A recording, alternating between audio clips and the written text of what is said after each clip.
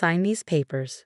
My mother-in-law slammed a stack of documents onto my desk, making my coffee cup rattle. Her face wore that familiar look of contempt I'd grown used to over the past 5 years. I'm Amanda Chen, 35 years old, and I own one of the most successful tech consulting firms in our city. Well, at least I did until my in-laws decided they wanted to take it from me. What are these? I asked calmly, though my heart was racing. Transfer of ownership papers. It's time you handed the business over to Richard.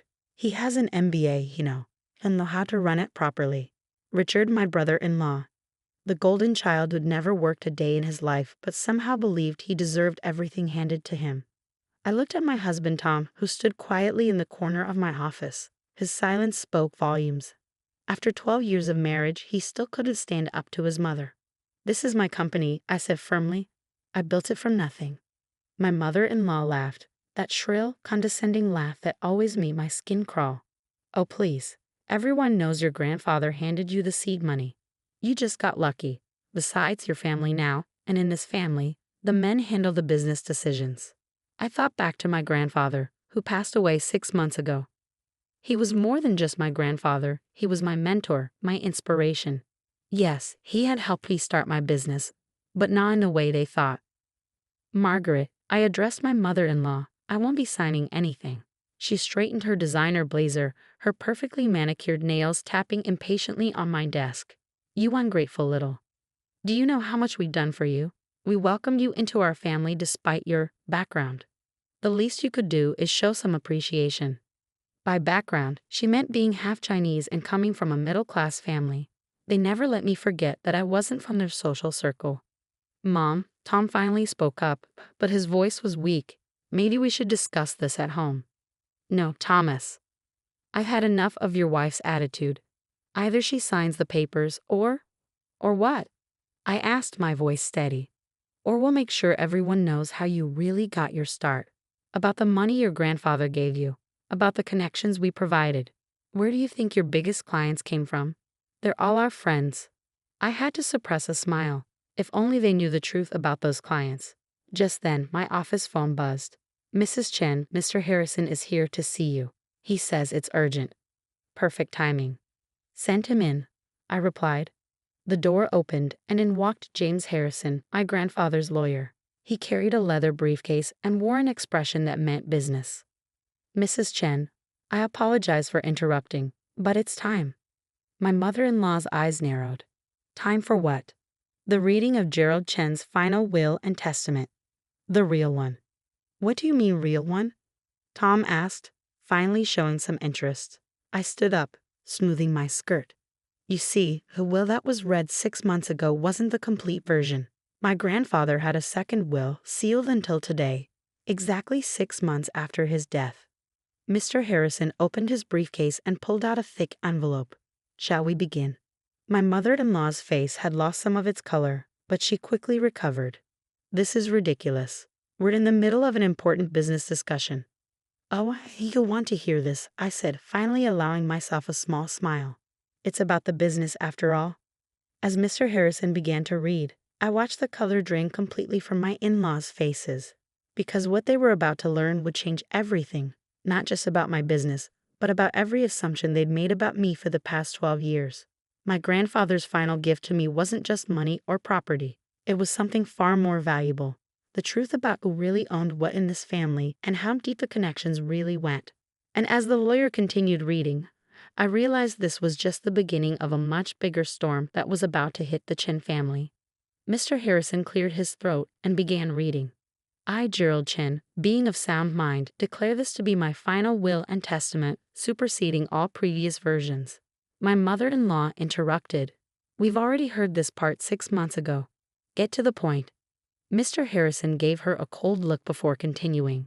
However, the following provisions were to remain sealed for 6 months after my death, to allow certain events to unfold naturally. I noticed Tom shifting uncomfortably by the window. He knew something. I could tell by the way he couldn't meet my eyes. To my granddaughter, Amanda Chen, I leave not only my personal fortune as previously stated, but also reveal the following. The Chen Global Holdings, currently believed to be owned by the Chen family, has been under my majority ownership for the past 20 years. The silence in the room was deafening. My mother-in-law's face turned an interesting shade of purple. That's impossible. My husband built that company. Actually, Margaret, I finally spoke up. Your husband nearly bankrupted it in 2003. My grandfather stepped in and bought 67% of the shares, saving it from collapse. He kept it quiet to spare your family's reputation. You're lying, she shrieked. Mr. Harrison pulled out another document. I have the original purchase agreements here, along with 20 years of board meeting minutes. Tom finally found his voice. Dad told me something about this last year. He made me promise not to tell anyone. I turned to him, hurt flooding my chest. You knew? All this time? I didn't know everything. Just that there was some deal with your grandfather. Mr. Harrison continued reading. Furthermore, all clients currently associated with Chen Global Holdings were originally contacted and secured through my personal business network, not through the Chen family connections as they have claimed. My mother-in-law sank into a chair, her designer blazer wrinkled and her perfect hair coming undone. The final revelation, Mr. Harrison read, concerns the tech consulting firm owned by my granddaughter, Amanda. While I did provide initial guidance, I never gave her any seed money. She built it entirely on her own merit, securing loans and investors through her own business plan and reputation. I remembered those early days, the countless pitches, the late nights, the rejected applications. My grandfather had insisted I do it on my own, saying true respect comes from what you build yourself. However, Mr. Harrison continued, I did secretly arrange for her firm to be given fair consideration by several major clients. The same clients the Chen family has been taking credit for providing. I wanted to see if she could maintain and grow those relationships on her own merit. The results speak for themselves. Richard burst into the office then, his face red with anger. This is ridiculous. You can't just come in here and claim our family company. I stayed calm. The ownership documents prove everything. Your father has known the truth for 20 years. Dad would never. Your father signed the papers himself. Mr. Harrison interjected, pulling out more documents. In fact, he left additional instructions to be revealed today. He produced another envelope. This letter is from Howard Chen, written 3 months ago. My mother-in-law's head snapped up. Howard wrote a letter. Mr. Harrison began reading. To my family, if you're hearing this, it means Gerald's will has been revealed. Everything he said is true. I made terrible business decisions 20 years ago, and he saved not just our company, but our family's reputation. In return, I promised to keep his majority ownership secret and to watch over his granddaughter when she married my son. Tom moved closer to me, his face pale. Dad never said. The letter continued, I've watched Amanda build her business from nothing. While my family treated her as an outsider, I saw what Gerald saw. A brilliant businesswoman who earned every bit of her success. I was too much of a coward to stand up to my wife and son's prejudices, and for that, I am deeply ashamed. Tears were rolling down my cheeks now. Howard, my father-in-law, had always been quiet, but I'd never known he felt this way. Therefore, Mr. Harrison read, I, Howard Chen, hereby announce my retirement as CEO of Chen Global Holdings, effective immediately upon the reading of this letter. I recommend Amanda Chen as my successor, subject to board approval, which Gerald's majority share will ensure. The room erupted in chaos. This is outrageous, my mother-in-law screamed. Richard knocked over a chair. She can't run both companies. Actually, I said quietly, I can. I've been preparing for this for the past 6 months. My company's management team is ready to take over day-to-day operations while I focus on Chen Global Holdings. Tom stared at me. You knew? All this time you knew? I found out the day after grandfather died. He left me a private letter explaining everything. He wanted me to wait, to let the truth come out naturally, to give everyone a chance to show their true colors. My mother-in-law stood up, straightening her blazer one final time. This isn't over. We'll fight this in court. Mr. Harrison smiled for the first time. You can certainly try, Mrs. Chen. But I've spent the last 20 years documenting everything. Every insult, every attempt to undermine Amanda, every discriminatory comment, all documented and witnessed. Do you really want that becoming public record? She froze. Additionally, he continued, I have here several documents showing questionable financial transactions made by Richard through company accounts over the past 5 years. Richard's face went white. Those were approved expenses. Personal vacation homes and luxury cars charged to the company. I doubt the IRS would agree. Tom finally stepped forward, standing beside me. Enough. Mom, Richard, it's over. Amanda has earned this. You're taking her side? Richard spat. After everything we've done for you. Yes, Tom said firmly. For the first time in our marriage, I'm doing what I should have done years ago. Supporting my wife. My mother-in-law grabbed her designer bag. I won't forget this betrayal. Any of it. She stormed out, Richard following close behind. When they were gone, Tom turned to me. I'm so sorry, Amanda. I knew bits and pieces, but I never. I held up my hand. We'll talk about this later. Right now, I have a company to run. 2 companies, actually. Mr. Harrison packed up his briefcase. Everything is in order, Mrs. Chen. The board meeting is scheduled for tomorrow morning. Your grandfather believed you would face this moment with grace and strength. I see he was right. After you left, I sat at my desk, looking at the photo of my grandfather I kept there. His kind eyes seemed to twinkle with pride. Tom lingered by the door. What happens now? I picked up the ownership transfer papers his mother had brought in and dropped them in the shredder. Now we see who in this family is strong enough to accept change. As I watched the papers turn to confetti, I couldn't help but smile.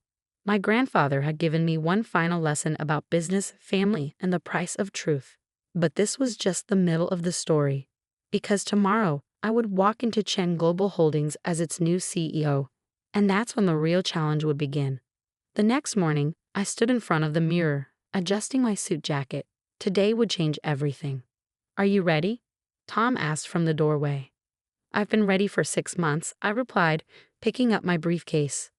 The question is, are you ready for what's about to happen to your family? He stepped forward, taking my hand. They're not just my family anymore. We're a family, and I'm done choosing the wrong side. The drive to Chen Global Holdings was tense. Security had already been notified about the change in leadership, and as we pulled up to the executive parking area, I saw Richard's car was already there. He's not going to make this easy, Tom warned. Good, I said, stepping out of the car. I didn't build my own company by taking the easy path. The boardroom was full when we arrived. 12 board members, all men over 60, sat around the massive mahogany table. Richard and my mother-in-law sat at one end, while Howard Chen, my father-in-law, sat quietly at the other. Mr. Harrison was already there, documents spread before him. You can't seriously be considering this, my mother-in-law was saying as we walked in. She'll destroy everything we've built. Everything you built? Howard's quiet voice cut through the room. It was the first time I ever heard him speak up against his wife. Margaret, it's time for truth. We almost lost everything 20 years ago because of my poor decisions. Gerald Chen saved us. And now his granddaughter will save us again. Howard, she gasped. No, Margaret, I've been quiet too long. He stood up, addressing the board. Gentlemen, I fully support Amanda Chen as the new CEO of this company. She has proven herself not just as a successful business owner, but as someone who understands the modern market in ways we failed to grasp. Richard slammed his hand on the table. This is insane. She's not even a real Chen. Actually, Mr. Harrison interjected. According to these documents, she has more right to the Chen name than you do, Richard. Would you like me to explain why? Richard's face went pale. He knew what those documents would reveal about his own business dealings. The board chairman cleared his throat. We've reviewed the ownership documents and Howard's recommendation. Given Gerald Chen's majority share and his explicit wishes, combined with Mrs. Chen's proven track record in the tech sector, I believe we should proceed with the vote. My mother-in-law stood up. If you do this, you'll regret it. I know things about this company, about all of you. Mom, Tom interrupted. Stop. Don't make this worse. Worse? She laughed hysterically. Your wife is stealing our company. No, I finally spoke. I'm saving it. Again, would you like to see the company's current financial reports? The ones Richard has been hiding from the board? Richard jumped up. You can't prove anything. Actually, Howard said, pulling out a USB drive, I can. I've been gathering evidence for months. Did you really think I wouldn't notice the money you were funneling to your private accounts? The board chairman's face darkened. What money? Over the next hour, the truth came out. Richard had been embezzling funds, hiding losses, and falsifying reports. My mother-in-law had been aware but kept quiet, using the information to blackmail her way into more control. When the vote came, it was unanimous. I was named CEO of Chen Global Holdings, effective immediately. Your first act should be calling the authorities, one board member suggested, glaring at Richard. No, I said firmly. My first act will be offering Richard and his mother a choice. Everyone turned to look at me. Option 1. You both resign quietly, sign non-disclosure agreements, and I don't pursue criminal charges for the embezzlement. You'll retain your personal shares but have no operational control. And option 2, Richard asked, his voice shaking. I turn everything over to the FBI. Every transaction, every hidden account, every piece of evidence Howard and my grandfather collected, your choice. My mother-in-law's facade finally cracked. You would show mercy. After everything? I'm not doing it for you, I replied. I'm doing it for this company, its employees, and its legacy. A public scandal helps no one. They took option 1, of course. Richard and my mother-in-law left the building that day, never to return. The press release simply stated they had chosen to pursue other opportunities. Over the next year, I reorganized both companies, merging my tech consulting firm's innovation with Chen Global's resources. Profits doubled. Employee satisfaction soared. The board's initial skepticism turned to wholehearted support. Tom found his own path too, starting a charitable foundation that helped immigrant entrepreneurs, his way of making amends for his family's past behavior. Howard became one of my closest advisors, his quiet wisdom helping me navigate the challenges of running a major corporation. He and Tom rebuilt their relationship on a foundation of truth rather than fear. My mother-in-law moved to Florida, where she apparently tells anyone who will listen that she retired early to enjoy the sunshine. Richard took a job with a small firm in another state, humbled by his fall from grace. As for me, I kept my grandfather's photo on my desk, both at the office and at home. His final gift wasn't just the company, it was the chance to prove that success doesn't come from family names or connections, but from hard work, integrity, and the courage to stand up for what's right.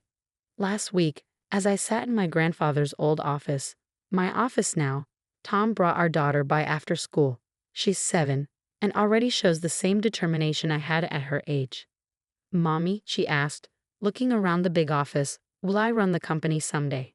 I smiled, thinking of my grandfather's words. True respect comes from what you build yourself. That's up to you, sweetheart, I told her. You can run this company, start your own, or do anything else you dream of.